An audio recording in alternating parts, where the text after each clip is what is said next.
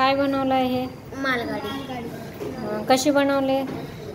काय दिलं होतं साहित्य तुम्हाला? साहित्य हां स्क्रू चे 12 पीसेस हां आणि याचे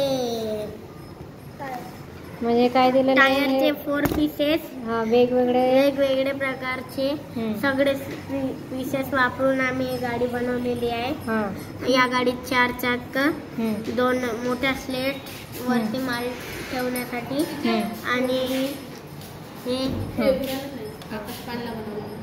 तर बघा या ठिकाणी स्वतः मुलं या ठिकाणी इनोव्हेशन करत आहे ना. यांना हे छोटे छोटे पार्ट्स दिलेले आहे आणि ते पार्ट्स जोडून नवनवीन खेळणी नवनवीन साहित्य मुलं या ठिकाणी तयार करत आहे. म्हणजे मुलांच्या वैचारिक शक्तीला आणि नवनिर्मितीला या ठिकाणी या उपक्रमातून चालना मिळत आहे. चला तर बघूया आता विद्यार्थ्यांनी अजून काय काय बनवलेलं आहे. हां काय सांग? रोबोट. काय बनवलेलं आहे? हे रोबोट. अच्छा रोबोट बनवलेला आहे. तू काय बनवलेलं आहे? ते आकाश पाडलं. आणि याला काय बॅटरी वगैरे काय अटॅच केली? सुरू नाही होत आहे? सुरू नाही. हां आणि कसं फिरेल मग हे? जर सेल जर टाकलं त्याच्यामध्ये तर? हां बघा छान व्हेरी गुड. म्हणजे या ठिकाणी विद्यार्थ्यांच्या नवनिर्मितीला आहे ना चालना मिळते आहे ना.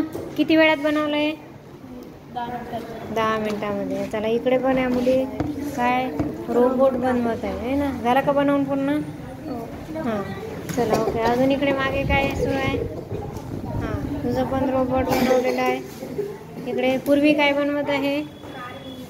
हां बघा या ठिकाणी असे वेगवेगळे छोटे छोटे पार्ट्स दिलेले असतात या शैक्षणिक साहित्यामध्ये आणि त्यातून मुलं आपल्या कल्पकतेनुसार एक वेगवेगळं साहित्य या ठिकाणी बनवत आहे. काय बनवलंय?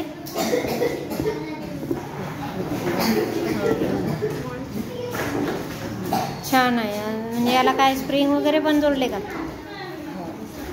हो का. काय बनवलं मग? ही गाडी झाली का? तुझं काय? आकाश पाळणा. हां अजून तुझं काय आहे रे?